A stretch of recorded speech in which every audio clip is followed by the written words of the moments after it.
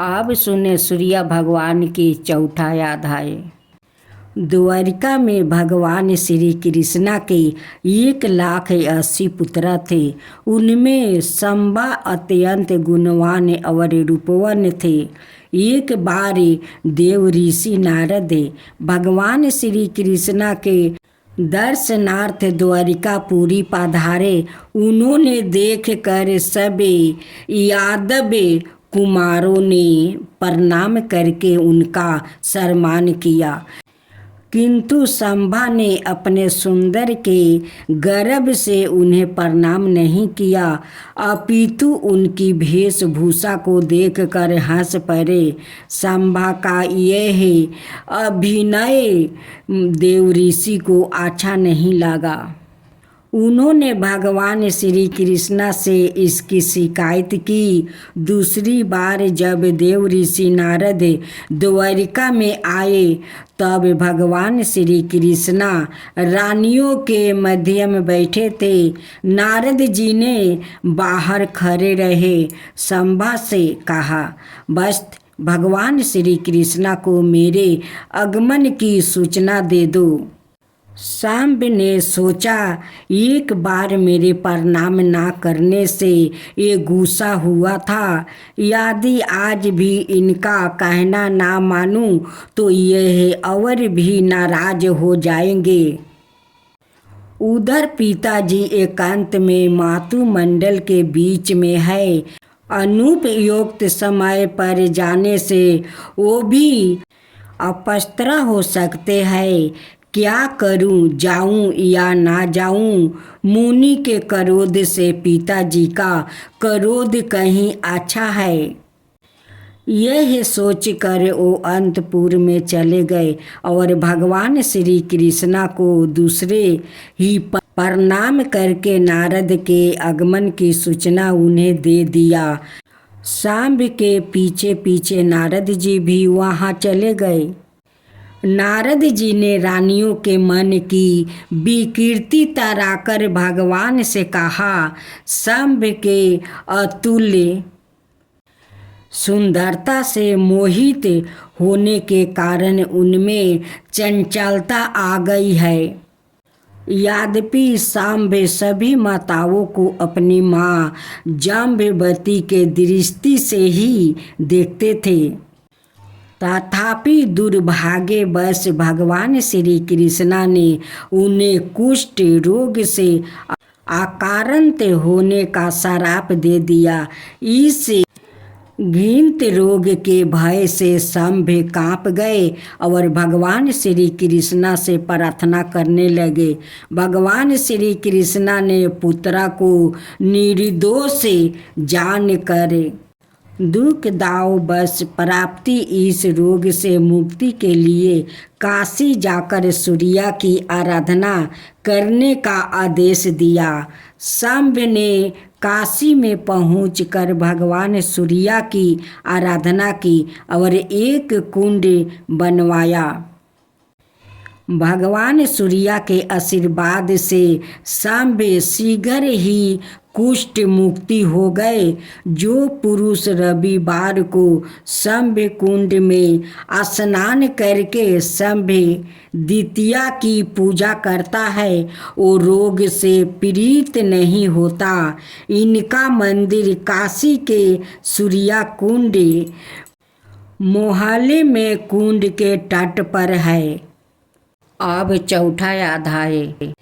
एक समय अत्याचारी दुर्योधन द्वारा छल पूर्वक पांडवों का सब कुछ हरण कर लिया गया।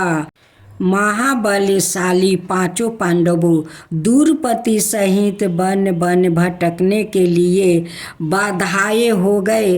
अपने पति के इस दारुण क्लेश से द्रौपदी को बहुत कष्ट हुआ।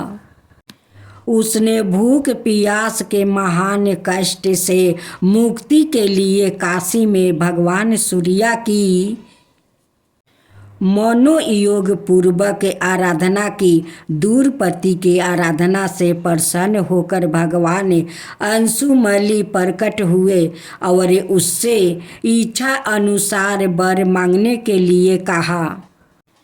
दूरपति ने कहा, प्रभु, यदि आप मुझ पर प्रसन्न है तो इस विपत्ति काल में हमारे भोजन की समस्या का समाधान करें। भगवान सूर्य ने दूरपति को कलछी और ढक्कन के साथ एक बटलोही दी और कहा, महाभोग, जब तक तुम भोजन नहीं करोगी तब तक जितने भी भोजनार्थी तुम्हारे पास आएंगे सब के सब इस अक्षय मात्रा में बने भोजन से तृप्त हो जाएंगे। तुम्हारे भोजन कर लेने के बाद यह खाली हो जाएगा। तुम्हारी आराधना से प्रसन्न होकर मैं एक वर तुम्हें और देता हूँ।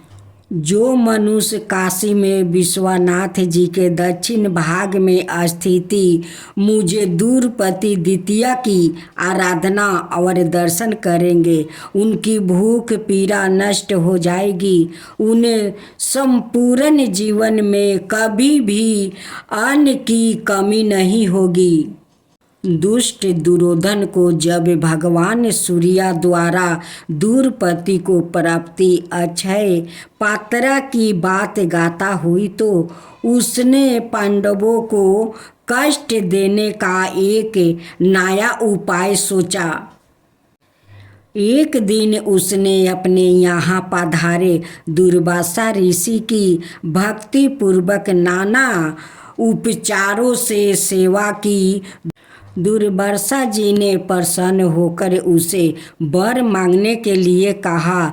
दुर्योधन ने कहा, प्रभु, मुझे कुछ नहीं चाहिए। यदि आप मुझ पर प्रसन्न है तो जैसे आपने मुझे सेवा का अवसर दिया है वैसे ही पांडवों को भी दे। लेकिन आप वहाँ भोजन करने के लिए तब जाइए जब दूरपति भोजन कर चुकी होगी। दुर्वासा ने एम सूत कहकर उसकी मिनती स्वीकार कर ली। वो एक दिन पांडवों के पास गया और कहा कि अभी मैं स्नान करके आता हूँ। आज अपने 10,000 ऋषियों के साथ मैं तुम्हारे यहाँ भोजन करूँगा। पांडवों के साथ दूरपति चिंता में पड़ गई क्योंकि वो भोजन कर चुकी थी। इस संकट से मुक्ति के लिए उसने सूर्य रूप भगवान श्री कृष्णा से प्रार्थना की। भगवान श्री कृष्णा ने समय पर पहुंचकर और पात्रा में बाचा हुआ साग का एक पाता खाकर त्रिलोक को तृप्त कर दिया और दुर्वासा के कोप से पांडवों की रक्षा की। आज आप सुने पवन पुत्र हनुमान जी की व्रत कथा। वाल्मीकि रामायण के अनुसार लंका जलाते समय आग की तपिश के कारण हनुमान जी को बहुत पसीना आ रहा था। इसलिए लंका दहन के बाद जब उन्होंने अपनी पोछ में लगी आग को बुझाने के लिए समुंदर में छलांग लगाई तो उनके शरीर से पसीने की एक बड़ी सी बूंद समुंदर में गिर पड़ी। उस समय एक बड़ी मछली ने भोजन समझे वो बूंद निगल गई। उसके उदर में जाकर वो बूंद एक शरीर में बदल गई। एक दिन पाताल के असुरराज वही रावण के सेवकों ने उस मछली को पकड़ लिया। जब वो उसका पेट चीर रहे थे तो उसमें से बानर की आकृति का एक मनुष्य निकला। वो उसे वही रावण के पास ले गया। वही रावण ने उसे पातालपुरी का रक्षक नियुक्त कर दिया। यही बानर हनुमान पुत्रा मकरध्वज के नाम से प्रसिद्ध हुआ। जब राम रावण से युद्ध हो रहा था तब रावण की आज्ञा अनुसार वही रावण राम लक्ष्मण का अपहरण कर उन्हें पातालपुरी ले गया। उनके अपहरण से वानर सेना भयभीत शोकाकुल हो गई, लेकिन विभीषण ने यह भेद हनुमान के समक्ष प्रकट कर दिया। तब राम लक्ष्मण की सहायता के लिए हनुमान जी पातालपुरी पहुँचे। जब उन्होंने पाताल के द्वार पर एक बानर को देखा तो वो आश्चर्यचकित हो गया। उन्होंने मकरध्वज से उसका परिचय पूछा। मकरध्वज अपना परिचय देते हुए बोला, मैं हनुमान पुत्रा मकरध्वज हूँ और पातालपुरी का द्वारपाल हूँ। मकरध्वज की बात सुनकर हनुमान जी क्रोधित होकर बोले, यह तो तुम क्या कर रहे हो दुष्ट, मैं बाल ब्रह्मचारी हूँ, फिर भला तुम मेरे पुत्रा कैसे हो सकते हो। हनुमान का परिचय बताते ही मकरध्वज उनके चरणों में गिर गया और उन्हें प्रणाम कर अपनी उत्पत्ति की गाथा सुनाई। हनुमान जी ने भी मना लिया कि वो उनका ही पुत्र है, लेकिन यह कहकर कि वो अभी अपने श्री राम और लक्ष्मण को लेने आया है। जैसे ही द्वार की ओर बढ़े वैसे ही मकरध्वज उनका मार्ग रोकते हुए बोला, पिताश्री, यह सत्य है कि मैं आपका पुत्र हूँ, लेकिन अभी मैं अपने स्वामी की सेवा में हूँ, इसलिए आप अंदर नहीं जा सकते। हनुमान ने मकरध्वज को अनेक प्रकार से समझाने का प्रयास किया, किंतु वो द्वार से नहीं हटा। तब दोनों में घोर युद्ध शुरू हो गया। देखते ही देखते हनुमान जी उसे अपनी पूंछ में बांधकर पाताल में प्रवेश कर गया। हनुमान सीधे देवी मंदिर में पहुंचा, जहां वही रावण राम लक्ष्मण की बलि देने वाला था। हनुमान जी को देखकर चामुंडा देवी पाताल लोक से प्रस्थान कर गई। तब हनुमान जी देवी रूप धारण करके वहाँ स्थापित हो गया। कुछ देर के बाद वही रावण वहाँ आया और पूजा अर्चना करके जैसे ही उसने राम लक्ष्मण की बलि देने के लिए तलवार उठाई, वैसे ही भयंकर गर्जना करते हुए हनुमान जी प्रकट हो गए और उसी तलवार से वही रावण का वध कर दिया। उन्होंने राम लक्ष्मण को बंधन से मुक्त किया। तब श्री राम ने पूछा, हनुमान, तुम्हारी पोंछ में यह कौन बंधा है? बिल्कुल तुम्हारे सामान ही लाग रहा है, इसे खोल दो। हनुमान ने मकरध्वज का परिचय देकर उसे बंधन मुक्त कर दिया। मकरध्वज ने श्री राम के समक्ष सिर झुका लिया। तब श्री राम ने मकरध्वज का राज्याभिषेक कर उसे पाताल का राजा घोषित कर दिया और कहा कि भविष्य में वह अपने पिता के समान दूसरों की सेवा करे। यह सुनकर मकरध्वज ने तीनों को प्रणाम किया। तीनों उसे आशीर्वाद देकर वहाँ से प्रस्थान कर गया।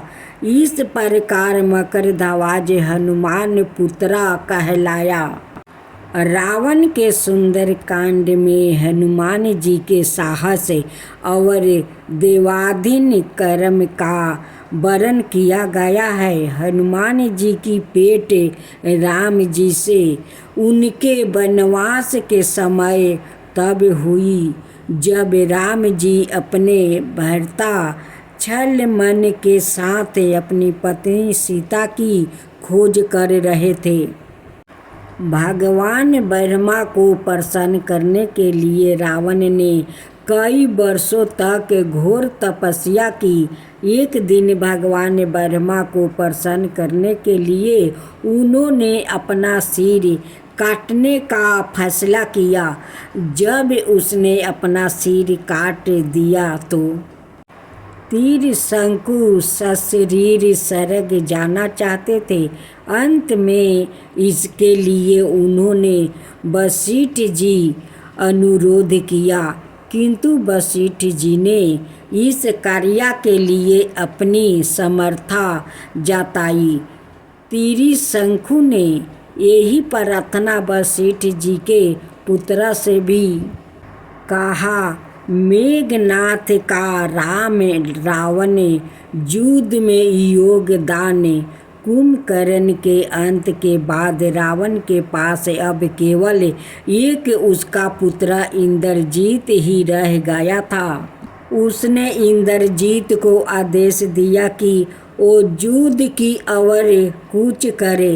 इंद्रजीत ने अपने पिता के आदेश पर सबसे पहले कुल देवी माता की मंदिर गया। आज आप सुने माँ काली का खूब सुंदर नयिका था। एक बुढ़िया माई थी जो रोज काली माँ के खीर पूरी बनाकर उनकी मंदिर में जाकर भोग लगाकर चली आती है। माँ काली तो साक्षात प्रकट होकर उस बूढ़ी माई को हाथ के बनाए हुए खीर पूरी बड़े मजे से खा लेती है। बुढ़िया माई 2 बकरी पोस कर रखी थी, लेकिन बुढ़िया माई का बकरी कभी बच्चा नहीं देती थी। एक दिन बुढ़िया माई अपना घर से बकरी लेकर जंगल में निकलती है।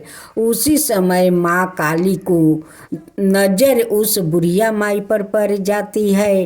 अब तो काली माँ एक कुंवारी लड़की का रूप धारण करती है और बुढ़िया माई के साथ बात करते करते उस जंगल में पहुँच जाती है।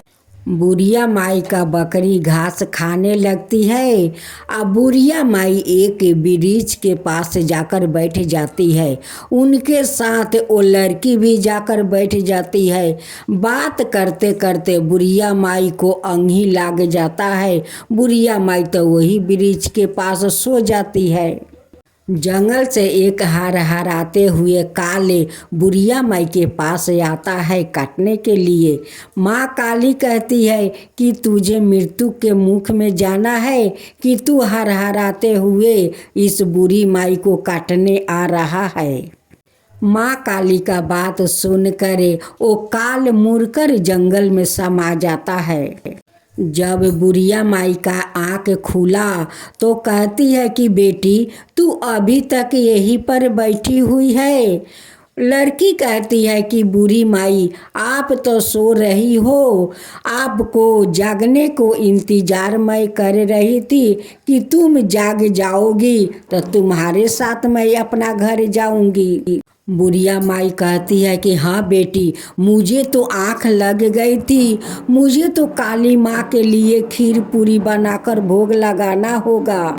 उस लड़की कहती है कि माई तू कभी पाठा बलि नहीं देती है। बूढ़ी माई कहती है कि क्या करूँ बेटी, मैं 2 बकरी बहुत दिन से पाल रखी हूँ, लेकिन अभी तक मेरे बकरी बच्चा नहीं दे रहे हैं। अगर बच्चा देते तो मैं अपना काली को एक भेंट दे देता, लेकिन मेरा बकरी तो बच्चा नहीं दे रही है। बात करते करते बुढ़िया माई अपना घर पहुँच गई और माँ काली अपना मंदिर में चली गई। उसी दिन बुढ़िया माई का दोनों बकरी गायब हो जाती है। 6 महीना का बाद दोनों बकरी 2-2 बच्चा देती है। बुढ़िया माई मने मने सोच रही थी कि जिस दिन उस लड़की के साथ मैं जंगल में गई थी बात करते करते, उसी दिन से मेरे दोनों बकरी गायब हो गया, अब बच्चा भी दे दिया अभी तक, लेकिन उस लड़की से मुलाकात आज तक नहीं हुआ। बुढ़िया माई जब बकरी को लेकर जंगल में जाती है तो रास्ते में खड़ा होकर उस लड़की को राह देखती है कि उस लड़की आएगी, उस लड़की से मेरा मुलाकात होगा, लेकिन बुढ़िया माई को तो मुलाकात हुआ नहीं। एक दिन बुढ़िया माई खीर और पूरी ले जाकर माँ काली को भोग लगाती है। कहती है कि हे काली माँ, आज तक तो मैं कुछ नहीं मांगी, लेकिन आज मैं कहती हूँ उस लड़की से मुझे मुलाकात करवा दो। जिस लड़की से मुझे 6 महीना पहले मुलाकात हुआ था, उसी लड़की से एक बार मुझे मुलाकात करवा दो। कहकर बुढ़िया माई अपना घर चलाती है। दूसरा दिन जब बुढ़िया माई बकरी लेकर जंगल में जाती है, उसी समय माँ काली उसी लड़की का रूप में बुढ़िया माई के साथ जाने लगी। बुढ़िया माई कहती है कि बेटी, इतना दिन के बाद दिखाई दी हो, इतना दिन से तो तुम्हारा साथ मेरा मुलाकात नहीं हो रही थी। तुम जानती हो बेटी, काल मैं काली माँ को भोग लगाने गई थी तो तुम्हारे बारे में माँ काली से बोली थी, हे माँ काली, जिस लड़की से 6 महीना पहले मुलाकात हुआ था, उसी लड़की से आप मुझे मुलाकात करवा दीजिए। देखो बेटी, आज माँ काली तुमसे मुलाकात करवा ही दी। तू बोल रही थी बेटी ना कि काली के तुम पाठा बलि देती हो, अब मैं अपना काली को पाठा जरूर बलि दूंगी। बुढ़िया माई अमावस्या के दिन एक बकरी को बेच देती है।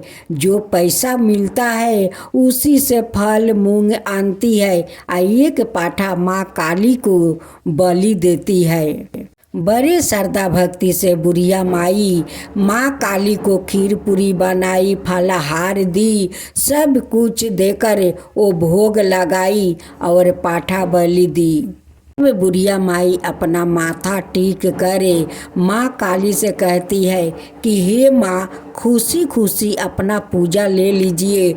उसी समय माँ काली वहाँ पर प्रकट हो जाती है। माँ काली कहती है कि उठो माई उठो, तुम्हारा श्रद्धा भक्ति देख कर तो मैं बहुत प्रसन्न हूँ। माँ काली अपना रूप बदल लेती है। जिस रूप में बुढ़िया माई के साथ जंगल जाती थी, उसी रूप में आ जाती है और कहती है कि देख माई, मुझे पहचानी। बुढ़िया माई कहती है कि हाँ बेटी, तू तो एक दिन मेरे साथ जंगल में गई थी। काली कहती है कि माई, वो रूप तो मेरा ही था। माँ काली कहती है कि माई, जब तू वृक्ष के पास सो गई थी, तब जंगल से एक काल हरहराते हुए तेरे पास आ रहा था काटने के लिए, लेकिन मैं जो वहाँ बैठी थी, उस लिए वो काल मुड़ कर जंगल में जाकर समा गया। बुढ़िया माई ये बात सुनकर कहती है कि माँ, आप मुझे रक्षा की, आप उस लड़की के रूप में मुझे रक्षा करने के लिए उस जंगल में गई थी। तू जानती थी माँ कि मेरा काल आएगा और मुझे काट लेगा, मेरा मृत्यु हो जाएगा। तेरा तो जानकारी हो गया था माँ, उस लिए तो तू लड़की के रूप में गई थी मुझे रक्षा करने के लिए। धन्य है माँ, धन्य है कि आप अपना दर्शन भी दिया और मुझे काल से रक्षा भी किया। आप धन्य है हे माँ काली, धन्य है। बुढ़िया माई कहती है कि हे माँ काली, मेरे पूजा से आप खुश तो है। माँ काली कहती है कि माई, तेरा ऊपर तो मैं बहुत प्रसन्न हूँ, तेरा श्रद्धा भक्ति देख कर मैं बहुत खुश हूँ। तेरा जैसा भक्त मुझे कहाँ मिलेगा, कौन मुझे रोज पूरी और खीर बनाकर भोग लगाएगा। काली माई बुढ़िया से कहती है कि माई, तू मुझे काली माँ कहकर मत बोला, तू मुझे बेटी कहकर बोला। बेटी कहकर बुलाती है तो मुझे बहुत अच्छा लगता है। बुढ़िया माई कहती है कि बेटी, आज मैं तुझे वचन देती हूँ, 6 महीने में अमावस्या के दिन तुझे एक बलि दूंगी। हर महीने तो मैं नहीं दे सकती, लेकिन 6 महीना पर अमावस्या के दिन तुम्हें एक बलि जरूर दूंगी माँ। तब से बुढ़िया माँ का बकरी बच्चा देने लगी। अब बुढ़िया माई 6 महीना पर अमावस के दिन एक बलि देती थी। आज आप सुने शनि भगवान की व्रत कथा। एक समय स्वर्ग लोक में सबसे बड़ा कौन है लेकर प्रश्न उठा। 9 ग्रहों में वाद विवाद हो गया। विवाद इतना बढ़ गया कि परस्पर भयंकर युद्ध की स्थिति बन गई। निर्णय के लिए सभी देवता देवराज इंद्र के पास पहुंचा और बोले, हे देवराज, आपको निर्णय करना होगा कि हम में से सबसे बड़ा कौन है। देवताओं का प्रश्न सुनकर देवराज इंद्र उलझन में पड़ गया। इंद्र बोले, मैं इस प्रश्न का उत्तर देने में असमर्थ हूँ। हम सभी पृथ्वी लोक में उज्जैनी नगरी में राजा विक्रमादित्य के पास चलते हैं। देवराज इंद्र सहित सभी ग्रह देवताओं उज्जैनी नगरी पहुँचे। महल में पहुंचकर सब देवताओं ने उनसे अपना प्रश्न पूछा तो राजा विक्रमादित्य भी कुछ देर के लिए परेशान हो उठा, क्योंकि सभी देवता अपनी अपनी शक्तियों के कारण महान थे। किसी को भी छोटा या बड़ा कह देने से उनके क्रोध के प्रकोप से भयंकर हानि पहुंच सकती है। अचानक राजा विक्रमादित्य को एक उपाय सूझा और उन्होंने विभिन्न धातुओं, स्वर्ण, रजत, चांदी, कांसा, दर्पण, तांबा, शीशा, रंगा, जस्ता, अब्रक, लोहे के 9 आसन बनवाए। धातुओं के गुणों के अनुसार सभी आसनों को एक दूसरे के पीछे रखवा कर उन्होंने देवताओं को अपने अपने सिंहासन पर बैठने को कहा। देवताओं के बैठने के बाद राजा विक्रमादित्य ने कहा, आपका निर्णय तो सवाय हो गया। जो सबसे पहले सिंहासन पर विराजमान है वही सबसे बड़ा है। राजा विक्रमादित्य के निर्णय को सुनकर शनि देवता ने सबसे पीछे आसन पर बैठने के कारण अपने को छोटा जानकर क्रोधित होकर कहा, राजा विक्रमादित्य, तुमने मुझे सबसे पीछे बैठाकर मेरा अपमान किया है। तुम मेरी शक्तियों से पराजित नहीं हो। मैं तुम्हारा सर्वनाश कर दूंगा। शनि ने कहा, सूर्य एक राशि पर 1 महीने, चंद्रमा 2.25 दिन, मंगल 1.5 महीने, बुध और शुक्र 1 महीने, बृहस्पति 13 महीने रहते हैं। लेकिन मैं किसी राशि पर 7.5 बरस 7.5 तक रहता हूँ। बड़े बड़े देवताओं को मैंने अपने प्रकोप से पीड़ित किया हूँ। राम को 7.5 के कारण ही वन में जाकर रहना पड़ा और रावण को 7.5 के कारण ही युद्ध में मृत्यु का शिकार बनना पड़ा। राजा, अब तू भी मेरे प्रकोप से नहीं बच सकेगा। इसके बाद अन्य ग्रहों के देवता तो प्रसन्नता के साथ चले गए, परंतु शनि देव बड़े क्रोध के साथ वहाँ से विदा हुआ। राजा विक्रमादित्य पहले की तरह ही अन्याय करते रहे। उनके राज्य में सभी स्त्री पुरुष बहुत आनंद से जीवन यापन कर रहे थे। कुछ दिनों ऐसे ही बीत गया। उधर शनि देवता अपने अपमान को भूला नहीं था। विक्रमादित्य से बदला लेने के लिए एक दिन शनि देव ने घोड़े के व्यापारी का रूप धारण किया और बहुत से घोड़ा के साथ उज्जैनी नगरी पहुँचे। राजा विक्रमादित्य ने राज्य में किसी घोड़े के व्यापारी के आने का समाचार सुना तो अपने अश्वपाल को कुछ घोड़े खरीदने के लिए भेजा। घोड़ा बहुत कीमती थे। अश्वपाल ने जब वापस लौट कर इस संबंध में बताया तो राजा विक्रमादित्य ने सवाए आकर एक सुंदर शक्तिशाली घोड़े को पसंद किया। घोड़े की चाल देखने के लिए राजा उस घोड़े पर सवार हुआ तो वो घोड़ा बिजली की गति से दौड़ पड़ा।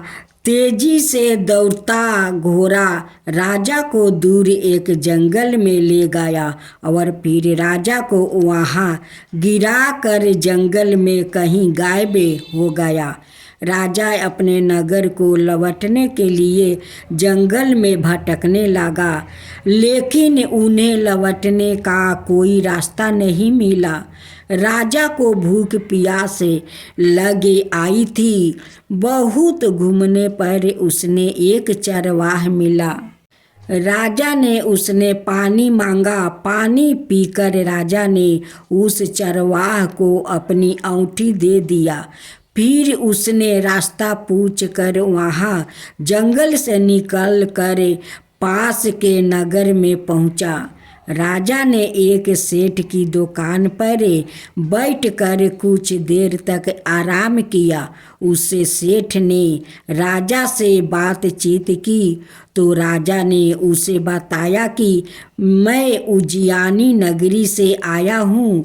राजा के कुछ देर दुकान पर बैठने से सेठ जी की बहुत बिक्री हुई। सेठ ने राजा को बहुत भगवान समझा और खुश होकर उसे अपना घर भोजन के लिए ले गया।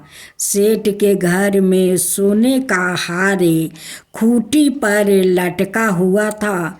राजा को उस कमरे में छोड़कर सेठ कुछ देर के लिए बाहर गया।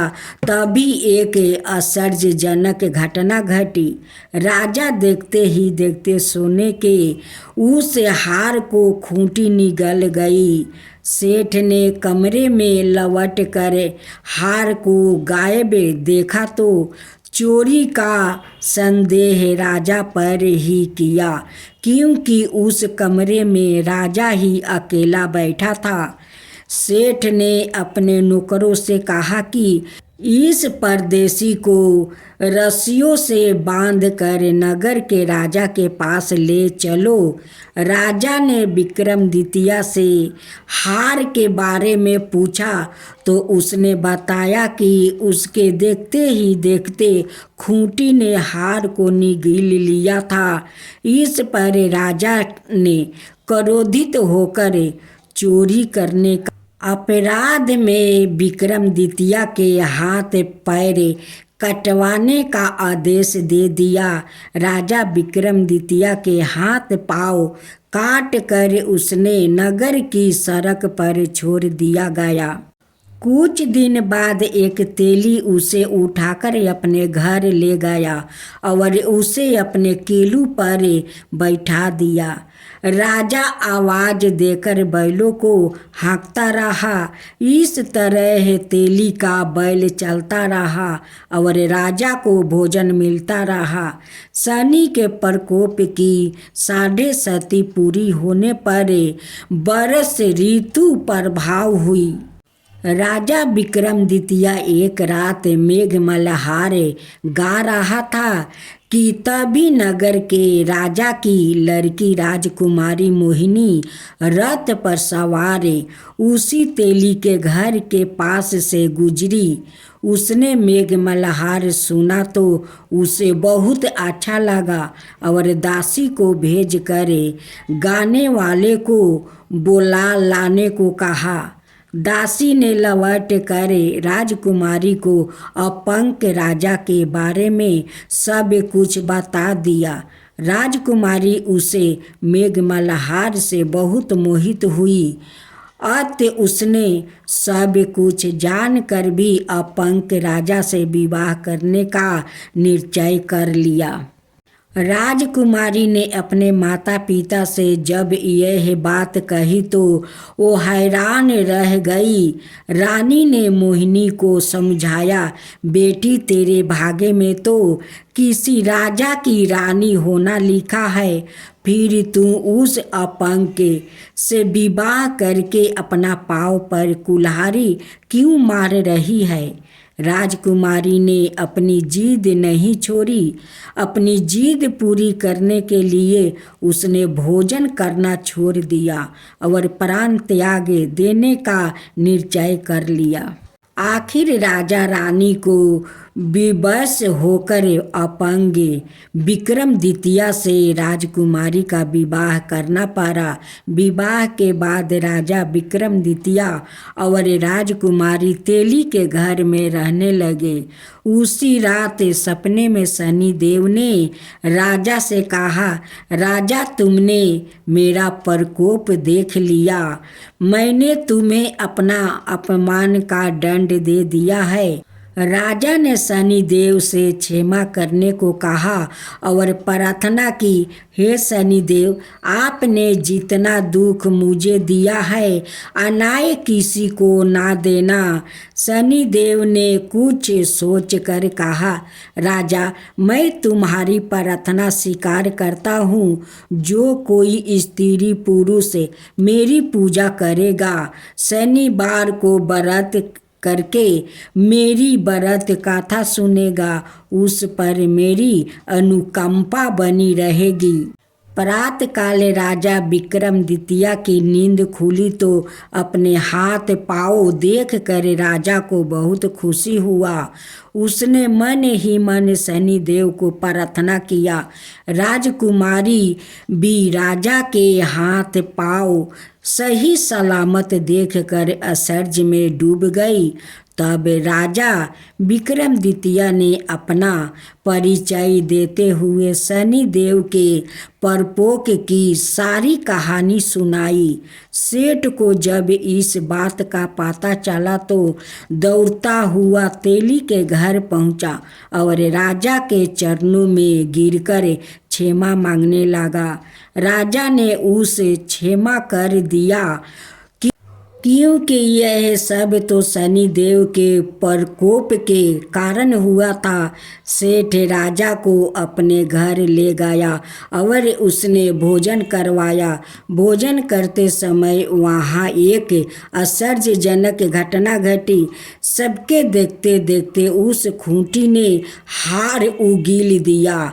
सेठ जी ने अपनी बेटी का विवाह भी राजा के साथ कर दिया और बहुत से स्वर्ण आभूषण धन आदि देकर राजा को विदा किया। राजा विक्रमादित्य राजकुमारी मोहिनी और सेठ की बेटी के साथ उज्जैनी पहुँचे तो नगरवासियों ने हर्ष से उनका स्वागत किया। अगले दिन राजा विक्रमादित्य ने पूरे राज्य में घोषणा करवाई कि शनि देव सब देवों में सर्वश्रेष्ठ है।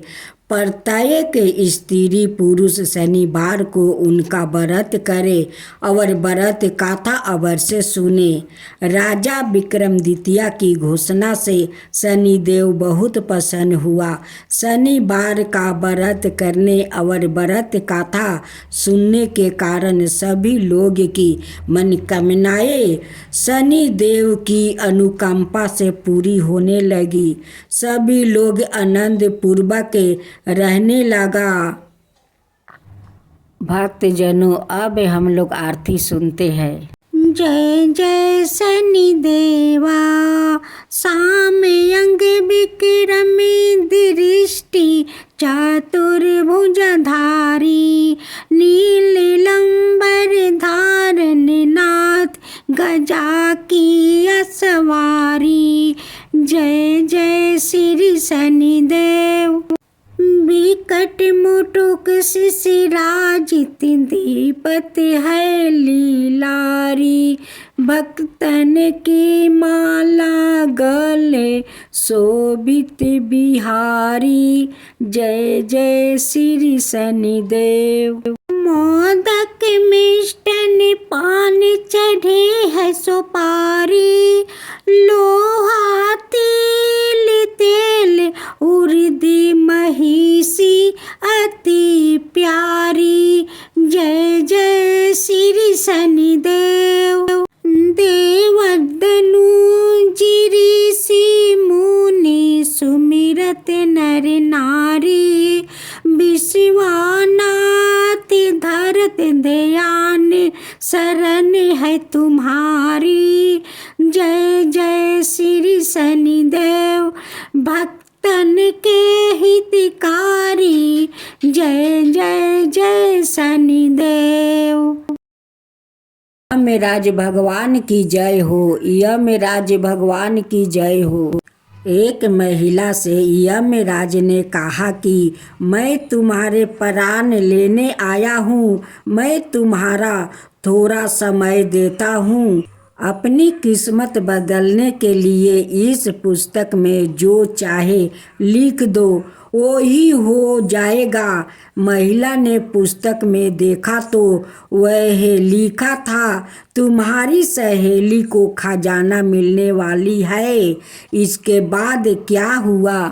एक महिला को यमराज मिले, लेकिन वो उन्हें पहचान नहीं सकी। उसने यमराज को पानी पिलाया। इसके बाद यमराज ने महिला से कहा कि मैं तुम्हारे प्राण लेने आया हूँ, लेकिन तुमने मुझे पानी पीने के लिए दिया, इस कारण मैं तुमसे खुश हूँ। तुम्हें एक अवसर देता हूँ, तुम अपना भाग्य बदल सकती हो।